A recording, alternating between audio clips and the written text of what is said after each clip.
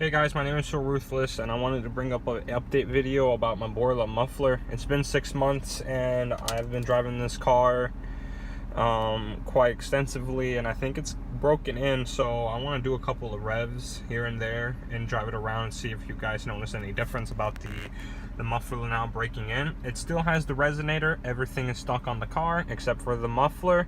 I will post the muffler code in the description down below for you guys. This is a 2008 Tahoe. This applies from the 07 to 14s, Yukons, Tahoes, Avalanches, Suburbans, and Yukon XLs. So